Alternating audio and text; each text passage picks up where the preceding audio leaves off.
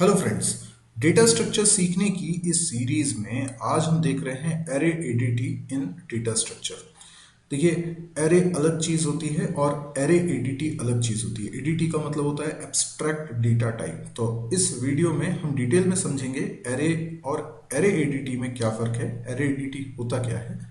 तो I hope इससे पहले आपने पढ़ा हुआ है, समझा हुआ है डेटा स्ट्रक्चर के बेसिक कॉन्सेप्ट्स और आपको मालूम है एब्स्ट्रैक्ट डेटा टाइप क्या होता है। अगर एब्स्ट्रैक्ट डेटा टाइप की समझ अभी उतनी प्रॉपर नहीं बन पाई है तो चिंता मत कीजिए, इस वीडियो में हम उस पोर्शन को भी कवर करने वाले हैं। तो स्टार्ट करते हैं। सबसे पहले हम एरे की बात करते हैं, उसके बाद एरे एडीटी की बात करेंगे, राइट। तो मुझे अगर लिस्ट ऑफ वैल्यूज को स्टोर करना है, फॉर एग्जांपल हम लोग जब प्रोग्रामिंग करते हैं तो हम प्रोग्रामिंग का बेसिक मोटिव क्या होता है, डेटा को प्रोसेस करना। कोई भी प्रोग्राम आप बनाते हैं तो उसका मेन मकसद होता है डेटा को प्रोसेस करना। मान लीजिए कि मैं कोई प्रोग्राम बना रहा हूँ जिसमें मुझे कुछ डेटा को प्रोसेस करना है और वो डेटा क्या है, लिस्ट ऑफ वैल्यूज। अब ये लिस्ट ऑफ स्टूडेंट्स पे हो सकती है, या लिस्ट ऑफ बुक्स है, या लिस्ट ऑफ एम्प्लॉयज है, या लिस्ट ऑफ नंबर्स हैं। It can be anything. तो अगर मुझे लिस्ट ऑफ वैल्यूज को रखना है तो मुझे एक वेरिएबल से तो काम नहीं चलेगा, मुझे बहुत सारे वेरिएबल्स बनाने पड़ेंगे और इसी बात के लिए हमने एरे पढ़ा होता है। So what is an array? Array basically एक सीक्वेंस ऑफ मेमोरी ब्लॉक्स होता है, राइट। तो एरे में एक जैसे कई सारे वेरिएबल्स होते हैं। तो आप ऐसा ही बोल सकते हैं कि array means group of variables, right. तो इसमें इस प्रकार से इंडेक्सेस होते हैं, करेक्ट, 6, 7, 8, 9, इस प्रकार से। Array is a collection of similar elements. इसका मतलब क्या हुआ? इसका मतलब ये हुआ कि ये जो एरे हमने बनाया है इसके अंदर सारी वैल्यू एक ही टाइप की होंगी, या तो सारे इंटीजर्स होंगे, राइट। मतलब पहले वेरिएबल में भी मैं इंटीजर रखूंगा, दूसरे वेरिएबल में भी मैं इंटीजर रखूंगा, तीसरे में भी इंटीजर रखूंगा। तो एरे के सारे वेरिएबल एक ही टाइप के होने चाहिए। इंटीजर नहीं रखना है आपको, लिस्ट ऑफ बुक्स रखना है तो बुक कोई डेटा टाइप आपने, नॉन प्रिमिटिव डेटा टाइप आपने बनाया होगा मे बी स्ट्रक्चर की मदद से। तो एक वेरिएबल एक बुक का डेटा कंटेन करेगा, दूसरा वेरिएबल दूसरे बुक के डेटा को कंटेन करेगा। इस प्रकार से पूरा एरे, कई सारे बुक वेरिएबल्स हैं, ठीक है। तो एरे में हम एक जैसी वैल्यू स्टोर कर सकते हैं। अब जैसे एक जैसी वैल्यू नहीं हो उसका मतलब क्या हुआ, जैसे पहले वेरिएबल में मैं इंटीजर वैल्यू रखना चाहता हूँ, दूसरे वेरिएबल में मैं स्ट्रिंग रखना चाहता हूँ, तीसरे वेरिएबल में मैं स्टूडेंट की इंफॉर्मेशन रखना चाहता हूँ, चौथे वेरिएबल में एक फ्लोट वैल्यू रखना चाहता हूँ। अगर मैं ऐसा करना चाह रहा हूँ तो ये अलग अलग टाइप की वैल्यूज हैं। तो एरे तब काम का नहीं है। एरे तभी काम का है जब सिमिलर एलिमेंट्स हमको रखने हों। दूसरी बात यह है कि array is a linear collection of items. तो लीनियर कलेक्शन का मतलब क्या है, जहाँ पे सीक्वेंसिंग मैटर कर सकती है, जहाँ पे वैल्यू में एक लीनियर कनेक्शन होता है। जैसे कई बार डेटा लिस्ट में नहीं होता। फॉर एग्जांपल मुझे एम्प्लॉयज़ की हायरार्की मेंटेन करनी है, कि मुझे ये इंफॉर्मेशन रखनी है कि कौन सा एम्प्लॉय किस एम्प्लॉय के अंडर काम करता है। तो वो फिर हायरार्किकल इंफॉर्मेशन होगी, वो लीनियर इंफॉर्मेशन नहीं है। या फिर ऐसा भी हो सकता है कि मुझे कुछ सिटीज़ की इंफॉर्मेशन स्टोर करनी है। लेट्स से ये कोई सिटी है, ये कोई सिटी है, ये कोई सिटी है, राइट। अब ये लिस्ट ऑफ सिटीज़ तो है, पर मुझे ये इंफॉर्मेशन रखनी है कि कौन सी सिटी किस दूसरी सिटी से कनेक्टेड है। तो अब एक सिटी एक से ज़्यादा सिटीज़ से कनेक्टेड हो सकती है। तो ऐसे में जो इंफॉर्मेशन आप रखोगे ये कोई लीनियर नहीं है कि पहली सिटी दूसरी सिटी से कनेक्टेड है, पहली सिटी तीसरी सिटी से भी कनेक्टेड है ना, ये दूसरी सिटी चौथी सिटी से कनेक्टेड है, पांचवी सिटी से कनेक्टेड है। तो ये इंफॉर्मेशन लीनियर नहीं है। लीनियर मतलब एक सीक्वेंस में होनी चाहिए, एक के बाद एक, जहाँ पे सीक्वेंसिंग मैटर कर रही है। तो एरे हमेशा लीनियर कलेक्शन ऑफ आइटम्स है, यानी जो वैल्यूज आप रखेंगे उनकी पोजीशन भी हम प्रिजर्व करके रखेंगे। तो आपने जो पहली वैल्यू रखी है, फिर वो दूसरी वैल्यू है, फिर तीसरी वैल्यू है, तो यहाँ पे पोजीशन मेंटेन करेंगे कि पहली वैल्यू कौन सी थी, दूसरी वैल्यू कौन सी थी। और इसके लिए हम यहाँ पर इंडेक्सेस की मदद लेते हैं। तो जिस ऑर्डर में आप वैल्यूज को स्टोर कर रहे हैं वो ऑर्डर भी हम प्रिजर्व कर सकते हैं, सीक्वेंस हम प्रिजर्व कर सकते हैं, राइट। तो जो भी आइटम हम एरे के अंदर रख रहे होते हैं, ये आइटम की पोजीशन प्रिजर्व रहती है। जैसे मैंने अगर कोई वैल्यू रखी है इस एरे के अंदर, तो उसकी पोजीशन प्रिजर्व रहेगी। पोजीशन प्रिजर्व रहेगी इसका मतलब क्या हुआ इसमें हम लोग ये समझ पाएंगे कि कौन पहला आइटम था, कोई दूसरा आइटम था। जैसे मैंने यहाँ पे कुछ वैल्यू रखी है 2, यहाँ वैल्यू रखी है 3, यहाँ रखी है 5, यहाँ रखी है 0, यहाँ रखी है 1, यहाँ रखी है 8। तो हम कह सकते हैं कि जो वैल्यू 8 है ये फिफ्थ इंडेक्स पे, मतलब लास्ट वैल्यू ये इंसर्ट हुई है। या हम बोल सकते हैं सबसे पहले कौन सी वैल्यू आई थी 2, 2 के बाद कौन सी आई थी 3, हम कह सकते हैं। बिकॉज एक तो ये लीनियरली अरेंज्ड है और दूसरा इनका एक सीक्वेंस नंबर मेंटेन्ड है। सीक्वेंस नंबर मेंटेन कैसे है? With the help of index. तो एरे में ये इंडेक्स क्या है? हर वैल्यू इंडेक्स्ड होती है, मतलब जो वैल्यू है वो एरे के अंदर रखी हुई है, राइट। और हर वैल्यू का एक इंडेक्स नंबर होता है, यानी वो किस ब्लॉक में पोजीशन है। अब ये लगातार के ब्लॉक हैं, तो ये 0 नंबर का ब्लॉक है, ये 1 नंबर का ब्लॉक है, 2 नंबर का ब्लॉक है। तो कौन सी वैल्यू किस पोजीशन पर हम प्रिजर्व करते हैं। इसके अलावा ये भी हमें समझना है टेक्निकली कि एरे हमेशा लगातार में मेमोरी कंज्यूम करता है, जिसका मतलब है अगर आप सी लैंग्वेज में एड्रेसेस का कॉन्सेप्ट समझते हैं, तो अगर पहले ब्लॉक का एड्रेस है 1000, तो हम जानते हैं 4 बाइट का पहला ब्लॉक है, अगर इन टाइप का है तो फिर अगले ब्लॉक का एड्रेस हो जाएगा 1004, अगले ब्लॉक का एड्रेस हो जाएगा 1008 एंड सो ऑन। तो ये हमेशा लगातार में मेमोरी कंज्यूम करते हैं। और एक और सबसे इंपॉर्टेंट बात यह है कि एरे के किसी भी एलिमेंट को, किसी भी आइटम को एक्सेस करने में हमेशा कांस्टेंट टाइम लगता है। क्यों कांस्टेंट टाइम लगता है? उसका भी एक रीज़न है। एरे का अगर आपको इंडेक्स मालूम है, ठीक है, जैसे मान लीजिए मुझे किसी लोकेशन को एक्सेस करना है, ये एरे का नाम मान लीजिए ए है और मैंने लिखा A4। तो A4 का मतलब क्या है? मुझे मालूम है इंडेक्स क्या है, 4 है। तो इसकी वैल्यू क्या आने वाली है? 1। A4 पे क्या वैल्यू रखी है? 1। पर ये एक्सेस करने में समय क्यों कांस्टेंट टाइम लगता है? इसलिए क्योंकि इस जगह तक पहुंचने के लिए एक छोटा सा कैलकुलेशन करना होता है, वो है ए यानी एरे का नाम, जो कि इस एरे के बेस एड्रेस को रिप्रेजेंट करता है। उसमें मैं ऐड कर दूंगा इंडेक्स यानी कि 4। तो अगर ए 1000 है तो 1000 में ऐड हो जाएगा 4 इंटू साइज ऑफ इंट, ठीक है। साइज ऑफ इंट का मतलब क्या हुआ? अगर इंट का साइज 4 होता है तो 4 इंटू 4 16, तो ये हो जाएगा 1016। तो 1016 पर, यानी 1016 जिस जगह का एड्रेस है उसको रिप्रेजेंट करने लगेगा ये। तो A4 या कोई भी एरे का इंडेक्स आपको मालूम है, उस जगह को एक्सेस करने में हमें कांस्टेंट टाइम लगता है, क्योंकि हमें महज कुछ मैथमेटिकल कैलकुलेशंस करने पड़ते हैं। हमें एक एडिशन करना होता है और एक मल्टीप्लिकेशन करना होता है। इतना करके हम उस लोकेशन को एक्सेस कर लेते हैं। तो इस बात से कोई फर्क नहीं पड़ता कि वो एलिमेंट एरे के शुरुआत में है, आखिरी में है या बीच में है। हम एरे के एलिमेंट को एक्सेस करने के लिए हमेशा एक फिक्स अमाउंट ऑफ टाइम लेते हैं, क्योंकि जितना समय ये एडिशन में लगेगा और मल्टीप्लिकेशन में लगेगा, उतना ही समय हमें एरे के किसी एलिमेंट को एक्सेस करने में लगेगा। तो इसलिए एरे के किसी भी आइटम को एक्सेस करने में हमेशा फिक्स टाइम लगता है, कांस्टेंट टाइम लगता है, जो कि एक बहुत अच्छी बात है।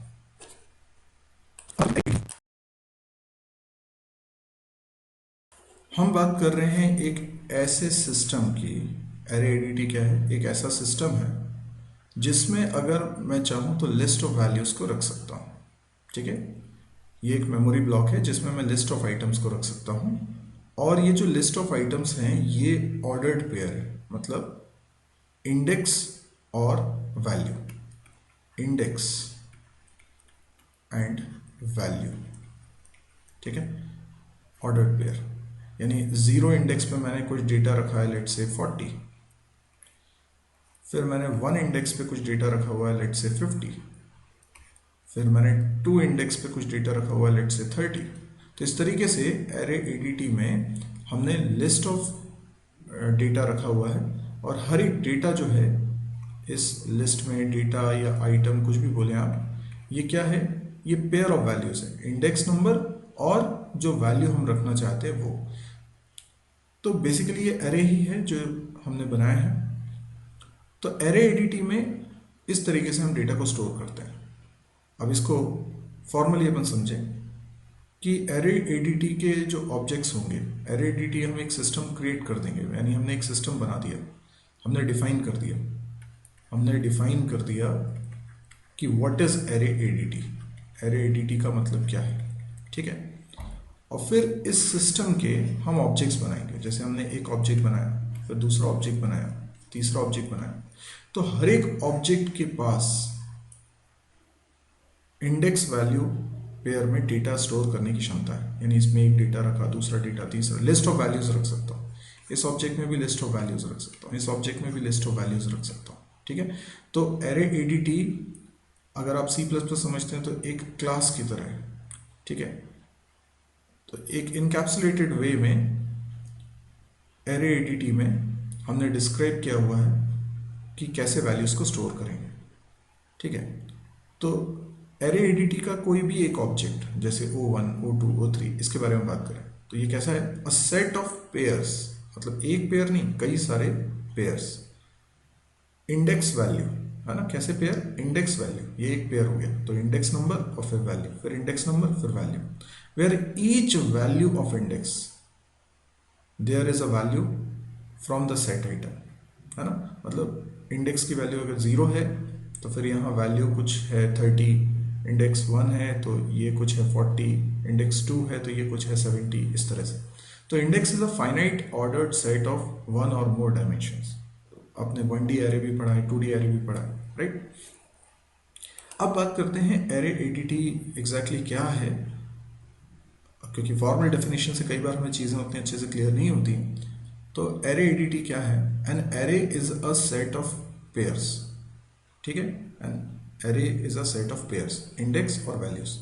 तो एरे एडीटी, अब देखिए एक बार मैं समझाना चाहता हूँ कि एडीटी क्या होता है। एडीटी इन जनरल अपन समझते हैं पहले तो, मतलब एरे की बात छोड़ दीजिए, आप तो ये सोचिए एडीटी क्या होता है। एडीटी का मतलब होता है एब्स्ट्रैक्ट डेटा टाइप। ठीक है, डेटा टाइप। अब मुझे किसी भी प्रोग्राम में अगर डेटा को स्टोर करना है तो मुझे उसके बारे में सोचना पड़ेगा। जैसे मुझे लिस्ट ऑफ वैल्यूज रखनी है, तो लिस्ट ऑफ वैल्यूज मैं कैसे रखना चाहता हूँ, है ना, मैं एरे में रखना चाहता हूँ, लिंक लिस्ट में रखना चाहता हूँ, मैं किस तरीके से डेटा को रखना चाहता हूँ, ट्री में रखना चाहता हूँ, व्हाटएवर।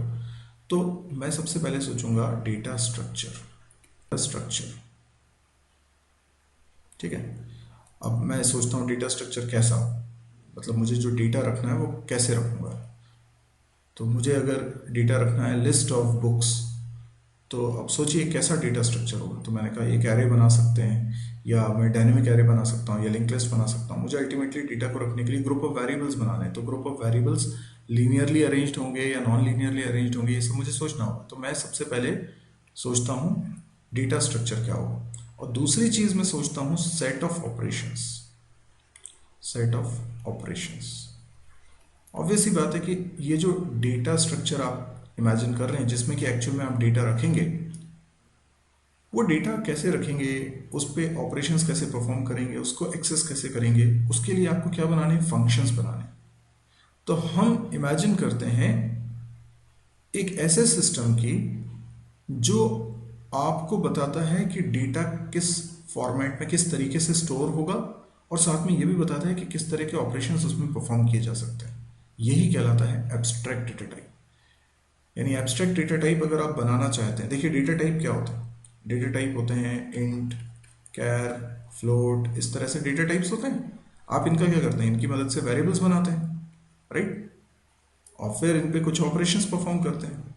ठीक है, लेकिन ये तो प्रिमिटिव डेटा टाइप है, मैं इनकी बात नहीं कर रहा हूँ, मैं बात कर रहा हूँ नॉन प्रिमिटिव डेटा टाइप। जैसे मैंने बना लिया स्टूडेंट, तो ये नॉन प्रिमिटिव डेटा टाइप। मैंने बना लिया बुक, तो ये नॉन प्रिमिटिव डेटा टाइप। मैंने बना लिया एम्प्लॉय, तो ये नॉन प्रिमिटिव डेटा टाइप। अब जब मैं इसको डिफाइन कर रहा हूँ स्टूडेंट को, तो मैं ये भी बता रहा हूँ कि स्टूडेंट की क्या क्या इन्फॉर्मेशन स्टोर करनी है, कैसे स्टोर करनी है। तो मैं डेटा स्ट्रक्चर भी डिफाइन कर रहा हूँ, ठीक है, और साथ में ये भी डिफाइन कर रहा हूँ कि कौन कौन से इसमें फंक्शंस परफॉर्म किए जा सकते हैं, कौन कौन से ऑपरेशंस इसमें परफॉर्म किए जा सकते हैं। तो मैं क्या बोलूँगा, मैंने स्टूडेंट एब्स्ट्रैक्ट डेटा टाइप बना दिया है, मैंने एक एब्स्ट्रैक्ट डेटा टाइप बना दिया है।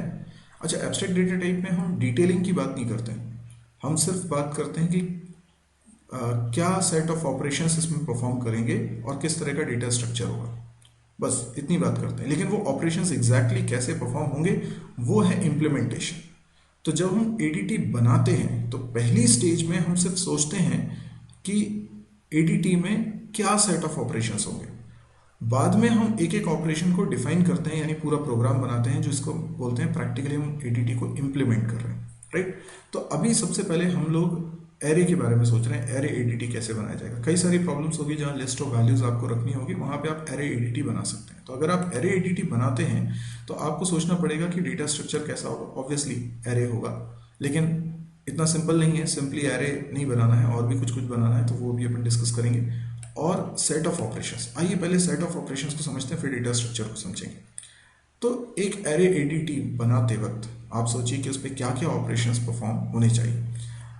ये एक एरे एडीटी आपने एक बार बना लिया ना, तो आपने एक ऐसी यूटिलिटी तैयार कर ली कि कभी भी मैं कोई प्रोग्राम बना रहा हूँ और उस प्रोग्राम में मुझे लिस्ट ऑफ वैल्यूज को स्टोर करना है, मैनेज करना है, तो उसके लिए मैं एरे एडीटी का इस्तेमाल कर लूँगा। ये एक ऐसी रेडीमेड चीज़ हो जाएगी जिसका इस्तेमाल करके मैं सारे बेसिक ऑपरेशंस कर सकता हूँ, क्योंकि ये ऑलरेडी डिफाइन हो चुके हैं। तो सेट ऑफ ऑपरेशंस अगर मैं कर रहा हूँ तो कौन कौन से ऑपरेशंस फंडामेंटली होने चाहिए एरे एडीटी में। तो जैसे creation of array of specified size and type. तो आप एक फंक्शन के बारे में कल्पना करिए, जो फंक्शन क्या करेगा, लेट्स से उसका नाम कुछ हो सकता है क्रिएट एरे एडीटी, ठीक है। अब इस फंक्शन को आप कॉल करते हैं और उसमें कुछ साइज स्पेसिफाई कर देते हैं, फॉर एग्जांपल 10। तो क्या होता है, ये फंक्शन एक एरे बना देता है, ठीक है। और इसमें कितने एलिमेंट्स हम स्टोर कर सकते हैं, तो हम 10 एलिमेंट्स स्टोर कर सकते हैं। तो इस तरीके से कोई एक फंक्शन होगा जो एरे एक्चुअल में करेगा क्रिएट, ठीक है। दूसरा फंक्शन हो सकता है retrieve a particular item from a given index. यदि आपको मालूम है इंडेक्स नंबर, जैसे कि आपने बोला गेट वैल्यू, ठीक है, और गेट वैल्यू में मैंने पास कर दिया 2, तो इंडेक्स नंबर 2 पे जो भी वैल्यू रखी होगी वो वैल्यू ये फंक्शन कर देगा रिटर्न, ठीक है ना। तो हम ऐसा भी एक फंक्शन एज्यूम करते हैं कि ऐसा भी एक फंक्शन होना चाहिए एरे एडीटी में, जिसकी मदद से मैं इस एरे के अंदर रखी वैल्यू को रिट्रीव कर सकूं, ठीक है ना। फिर हम बात करते हैं एक और फंक्शन की, store an item at given index. मतलब हमारे पास कोई मैकेनिज्म होना चाहिए जिससे कि हम डेटा स्टोर भी कर सकें, जैसे सेट वैल्यू। हम ऐसा कोई फंक्शन सोचें सेट वैल्यू, और उसमें हम इंडेक्स नंबर बता दें, जैसे इंडेक्स नंबर 3 पर, है ना, हम वैल्यू स्टोर करते हैं 5, ठीक। तो इंडेक्स नंबर 3 ये है, इस पर क्या वैल्यू चली जाएगी, 5 चली जाएगी, ठीक है, इंडेक्स नंबर 3 पे। तो इस तरीके से हम एक फंक्शन सोच रहे हैं कि होना चाहिए। फिर modify item at given index, मतलब मैं वैल्यू चेंज कर सकूँ। जैसे मान लीजिए कि इंडेक्स नंबर 0 पे कुछ वैल्यू रखी हुई है, ठीक है, तो मैंने कहा एडिट वैल्यू। तो कौन से इंडेक्स पे, मैंने कहा इंडेक्स नंबर 0 पे। नई वैल्यू क्या होनी चाहिए, मैंने कहा नई वैल्यू होनी चाहिए 6। तो जो भी पहले से वैल्यू रखी होगी 0 इंडेक्स पे, वो चेंज होके क्या हो जाएगी 6। इस तरीके से हम एडिट भी कर सकते हैं वैल्यू को। Count item stored in the array. मेरे पास एक ऐसा फंक्शन भी होना चाहिए जो काउंट करके बताए कि कितना साइज है एरे का। अब इसमें हमें ये बताना है कि 2 चीज़ें हो सकती हैं, एक तो एरे का साइज क्या है ना, एरे में 10 एलिमेंट्स मैक्स साइज, और दूसरा है कि एरे में अभी नंबर ऑफ एलिमेंट्स कितने हैं, है ना। तो मैं नाम रख सकता हूँ गेट साइज। तो गेट साइज फंक्शन हमें क्या रिटर्न करके देगा, कितने वैल्यूज इस एरे के अंदर स्टोर है। एरे का साइज भले ही आपने 10 लिया हुआ है, लेकिन मान लीजिए इसमें 4 ही वैल्यू स्टोर है, तो ये रिटर्न करेगा 4, ऐसा होना चाहिए। तो इससे हमें पता चलेगा कि अभी हमने लिस्ट में कितनी वैल्यूज रख दी हैं, ठीक है। फिर remove an item from a given index. अब मैं किसी इंडेक्स से कोई वैल्यू को रिमूव करना चाहता हूँ तो वो भी मैं कर सकता हूँ। अच्छा, इस बात को जरा ध्यान समझिए। मान लीजिए कि कोई एक एरे है, ठीक है, मैं एक एरे बना लेता हूँ इस तरह से, कुछ इंडेक्स भी बना लिए और इसमें कुछ वैल्यूज रखी जा चुकी हैं, जैसे 11 रख दिया, 22 रख दिया, 33 रख दिया, ठीक है। अब मुझे इसमें से कोई वैल्यू रिमूव करनी, फॉर एग्जांपल मुझे 22 को रिमूव करना है। तो रिमूव, किसको रिमूव कर रहा हूँ, 22 को। तो पहले तो 22 को सर्च किया जाएगा, कहाँ पर है, ये 22 है, इसको रिमूव करूँगा। इसको रिमूव करने का मतलब क्या है, इसका मतलब ये है कि ये यहाँ से हटेगा और 33 को इसकी जगह पर ले आऊँगा, क्योंकि बीच में कोई खाली तो रहेगा नहीं, क्योंकि सीक्वेंस में मेंटेन रहना चाहिए। तो हम क्या करेंगे, 33 को यहाँ शिफ्ट कर देंगे, क्योंकि एक्चुअल में आपने भी देखा है कि एरे में कोई वैल्यू डिलीट कैसे करोगे। अगर यहाँ 22 हट जाएगा तो यहाँ होगा क्या, गार्बेज वैल्यू। तो मतलब अल्टीमेटली तो आप वैल्यू को ओवरराइट ही कर सकते हो ना, डिलीट तो कर नहीं सकते। तो आप 33 को पीछे ले आओ, और आप साइज की इंफॉर्मेशन कहीं पर अगर रख रहे थे, मतलब एक सेपरेट वेरिएबल था जिसमें आप साइज की इंफॉर्मेशन रख रहे थे, तो एरे भले ही कितना भी बड़ा हो लेकिन उसमें वैल्यूज 3 थी, तो 3 से घट के अब कितनी हो जाएंगी, 2 हो जाएंगी। तो पहले 3 था साइज, अब 2 हो गया। तो रिमूव कर सकते हैं हम इस प्रकार से वैल्यू। इसके अलावा कुछ और एक्सटेंडेड लिस्ट ऑफ ऑपरेशंस हो सकते हैं, जैसे हम कोई पर्टिकुलर आइटम को सर्च कर सकते हैं, हम सॉर्ट कर सकते हैं, ये भी हम काम कर सकते हैं। अच्छा, एक और चीज़ देखिए कि अगर मुझे किसी डेटा को इंसर्ट करना है ना, सेट करना है वैल्यू, एक सिचुएशन में आपको बता रहा हूँ, ऐसा भी हो सकता है, क्योंकि हम जब प्रोग्राम बनाएंगे तो ये सब चीज़ों के बारे में सोचेंगे और इनको हैंडल भी करेंगे। तो मान लीजिए एक एरे है और एरे के अंदर पहले से कुछ वैल्यूज़ रखी हुई हैं, 11, 22, 33, 44, ठीक है, 55। अब मान लीजिए कि मुझे एक वैल्यू इंसर्ट करनी है ना, इंसर्ट करनी है, लेकिन ये वैल्यू मुझे एक पर्टिकुलर इंडेक्स पे इंसर्ट करनी है, फॉर एग्जांपल इंडेक्स नंबर 2 पे, और वैल्यू इंसर्ट करनी है लेट्स से 100। तो फिर क्या होगा, अब इंडेक्स नंबर 2 पे तो ऑलरेडी एक वैल्यू रखी हुई है 33। तो हम क्या करते हैं, इंडेक्स नंबर 2 पे 100 को रखने के लिए पहले 55 को आगे शिफ्ट करते हैं, यानी वो इंडेक्स नंबर 5 पे चले जाए, और फिर 44 55 की जगह पर आ जाए, यानी अपने आगे वाले ब्लॉक में। और इसी प्रकार से 33 भी आगे चला जाए अपने आगे वाले ब्लॉक में। तो 33 क्योंकि आगे शिफ्ट हो गया है, अब इंडेक्स नंबर 2 पे जगह बन गई है, तो मैं इस 100 को कहाँ रख देता हूँ, इसको रख देता हूँ इंडेक्स नंबर 2 पे। तो बीच में भी हम वैल्यू को इंसर्ट कर सकते हैं, उसके लिए हमें कुछ ऑपरेशन परफॉर्म करने पड़ेंगे। तो इस प्रकार से हम समझ सकते हैं कि एक एरे एडीटी बनाने के लिए हमें सोचना पड़ता है कि क्या सेट ऑफ ऑपरेशंस हम परफॉर्म करें। तो ये सारे वो ऑपरेशंस हैं जो हमको लगता है बेसिक ऑपरेशंस हैं, और इनको तो हमें डिफाइन करना ही है, ठीक है। आइए अब आगे बात करते हैं एरे और एरे एडीटी में क्या फ़र्क है। देखिए, कई लोगों को अभी भी कंफ्यूजन है कि एरे एडीटी क्या होता है। उन लोगों के लिए बड़ा इंपॉर्टेंट सेगमेंट है, क्योंकि वो एरे और एरे एडीटी के बीच में कंपैरिजन कर रहे हैं। फॉर एग्जांपल, एरे का मैक्सिमम साइज है 7, ठीक है। एरे में मैक्सिमम वैल्यू कितनी आ सकती है, 7। अब एरे में वैल्यू कुछ रखी जा चुकी हैं, जैसे 11, 22, 33, इस तरीके से एरे फिल्ड है।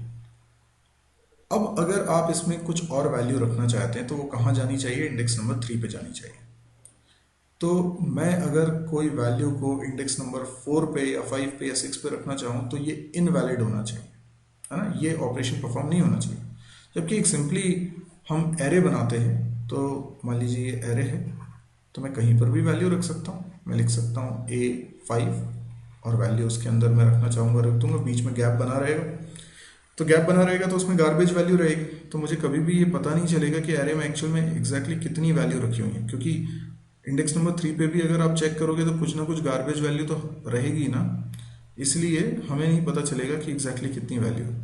तो मैं क्या करना चाहता हूँ कि मैं एक साइज नाम का वेरिएबल साथ में मेंटेन करना चाहता हूँ, और साइज नाम के वेरिएबल में वैल्यू रखूंगा कितनी वैल्यूज अभी एरे के अंदर है। फॉर एग्जांपल अभी 3 वैल्यूज हैं, तो एरे का साइज 3 है। अब अगर मान लीजिए मैं कोई वैल्यू इंसर्ट करता हूँ तो साइज की वैल्यू 1 बढ़ जाएगी, 3 से 4 हो जाएगी। लेकिन अगर मैं एरे में 5th नंबर के इंडेक्स पे 77 रख दूंगा, तो बीच में जगह खाली है और 5th नंबर के इंडेक्स पे वैल्यू रख रहा हूँ, तो साइज तो हो जाएगा 4, लेकिन ये नहीं पता चलेगा कि 33 के बाद अगली वैल्यू इंडेक्स नंबर 3 पे मिलेगी कि 4 पे मिलेगी कि 5 पे मिलेगी। तो एक तो ये ऑपरेशन नहीं होना चाहिए, लेकिन सिंपली एरे अगर बनाते हो तो बिल्कुल ऐसा ऑपरेशन हो सकता है। जबकि एरे एडीटी में हम फंक्शंस के जरिए ही सारे काम करवा रहे हैं, यानी एरे में वैल्यू स्टोर करने के लिए हमने एक फंक्शन बनाया हुआ है, तो उस फंक्शन की कोडिंग में हम ये चेकिंग मैकेनिज्म लगा सकते हैं कि जो इंडेक्स पे वैल्यू स्टोर हो रही है वो एक वैलिड लोकेशन है या नहीं है। इसके अलावा हम अपर बाउंड चेक की भी बात कर सकते हैं कि अगर सिंपली एरे हम बना के, देखिए सीधी सी बात है कि अगर आपको लिस्ट ऑफ वैल्यू स्टोर करनी है, मैनेज करनी है किसी प्रोग्राम में, तो आप कहते हैं कि मैं एडीटी क्यों बनाऊं, मैं तो सिंपली एरे में भी ये काम कर सकता हूं, है ना। तो आप जब सिंपली एरे में काम करते हैं तो आपने अगर कभी लिख दिया A7 असाइन समथिंग, या आपने लिख दिया A8 असाइन समथिंग, तो आप जानते हैं क्या होगा, सी लैंग्वेज में या C++ लैंग्वेज में कोई कंपाइल टाइम एरर नहीं आएगी। जबकि देख रहे हैं आप इंडेक्स नंबर 6 के आगे है ही नहीं, तो इंडेक्स नंबर 7 और इंडेक्स नंबर 8 भी मेमोरी लोकेशन है जहाँ पे डेटा स्टोर हो जाएगा, पर ये आपके एरे का हिस्सा नहीं है, इसलिए ये इलीगल मेमोरी एक्सेस है और आपके प्रोग्राम क्रैश होने का खतरा है। तो ये जो अपर बाउंड्री को चेक नहीं कर पाने का मैकेनिज्म, ऐसा कोई मैकेनिज्म है ही नहीं एरे के अंदर जिसमें आप अपर बाउंड को चेक कर सको, तो ये एक एरे का ड्रॉबैक है। तो एरे सिंपली एरे का यूज़ नहीं करना चाहिए, हमें एरे एडीटी का यूज़ करना चाहिए, क्योंकि एरे एडीटी में जब भी हम वैल्यू इंसर्ट कर रहे हैं, है ना, तो हम इंसर्ट करने के लिए हम लेट से हमने फंक्शन कॉल किया सेट वैल्यू फंक्शन कॉल किया और हमने कहा कि इसमें 50 इंसर्ट कर दो, तो 50 कहाँ इंसर्ट हो जाएगा? ऑब्वियसली वहाँ इंसर्ट होगा 11, 22, 33 पहले से वैल्यू है, तो 50 कहाँ इंसर्ट होगा? इंडेक्स नंबर 3 पे इंसर्ट होगा, और साइज की वैल्यू कितनी हो जाएगी? 3 से बढ़कर 4 हो जाएगी। इस प्रकार से एक समय ऐसा भी आएगा कि ये सारी वैल्यूज फिल हो चुकी हैं, एरे पूरा फिल हो चुका है, सपोज करिए इस तरह से, और अब साइज की वैल्यू कितनी आ चुकी है? तो साइज की वैल्यू मतलब टोटल नंबर ऑफ वैल्यूज कितनी है इसमें? तो 7 वैल्यूज हैं इसमें, तो साइज की वैल्यू 7 हो गई। अब मान लीजिए आप सेट वैल्यू फंक्शन को फिर से कॉल करते हैं और अब की बार आपने इसमें 100 इंसर्ट करने के बारे में सोचा, पर आप सोचिए कि 100 कैसे इंसर्ट होगा, जगह तो है नहीं।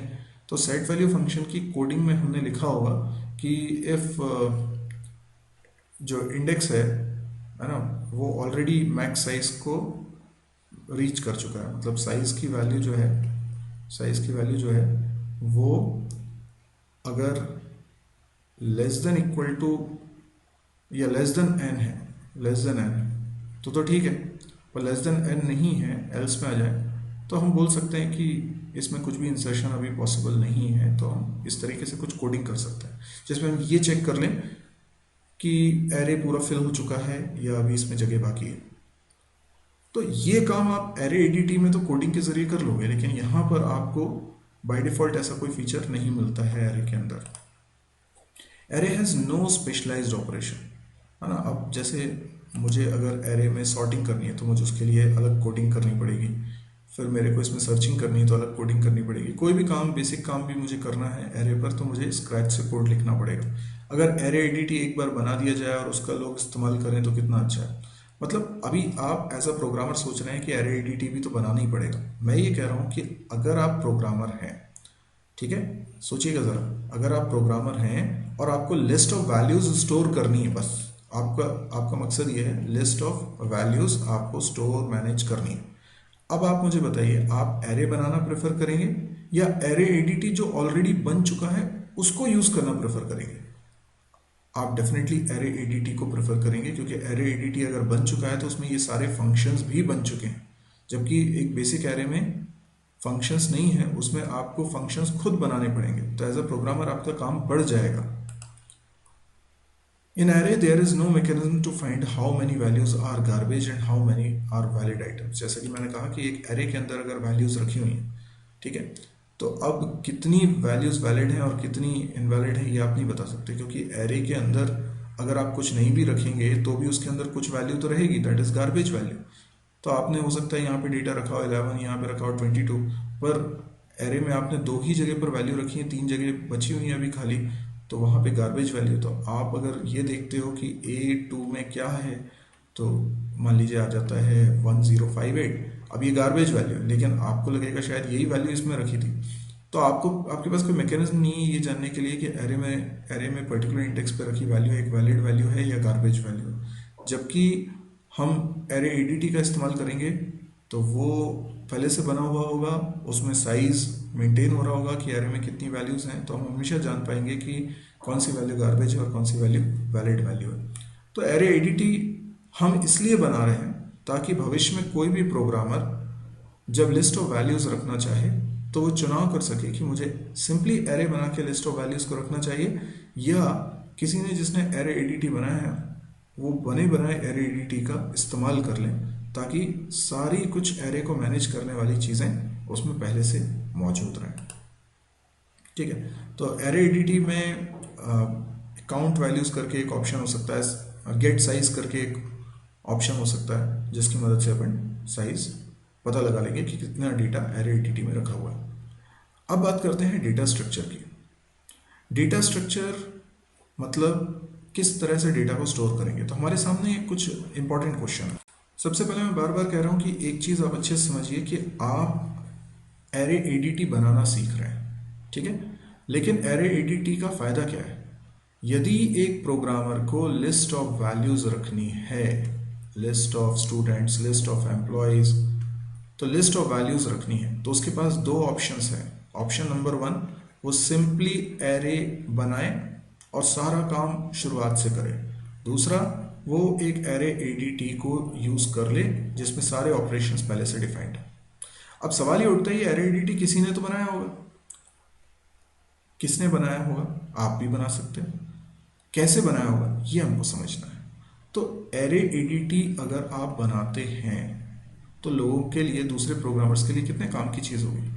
ओके, तो एरे एडीटी बनाएंगे तो सीधी सी बात है कि अगर कोई ये बता दे कि कितनी कैपेसिटी आपको रखनी है तो आप उस साइज का एक एरे बना देंगे। तो हम ये सोच रहे हैं कि एरे एडीटी में होगा क्या, डेटा रखने के लिए सिर्फ एक एरे ही तो होगा, और क्या होगा? नहीं, और भी कई सारी चीज़ें होंगी। तो जैसे एरे तो एक चीज़ होगी, एरे तो आपको बनाना ही पड़ेगा जिसमें कि आप डेटा को रखेंगे, और साथ में आपको और भी कुछ वेरिएबल्स बनाने पड़ेंगे। तो कैसे तय करें कौन कौन से वेरिएबल्स बनाने पड़ेंगे? तो एरे एडीटी के पास कुछ मैकेनिज्म होना चाहिए जिससे कि वो डेटा आइटम्स को स्टोर कर सके। तो डेटा आइटम्स मतलब जो वैल्यू आप एग्जैक्टली रखना चाह रहे हैं, list of values. For example list of students, तो आप पहले स्टूडेंट की इन्फॉर्मेशन रखना चाहते हैं, फिर दूसरे स्टूडेंट की इन्फॉर्मेशन रखना चाहते हैं, इस तरीके से रखना चाहते हैं। तो कहाँ रखेंगे? तो आप कहते हैं कि सबसे पहले तो मुझे एक नॉर्मल एरे बनाना पड़ेगा जिसमें कि मैं डेटा रखूंगा, ठीक है। ये एक चीज़ होगी।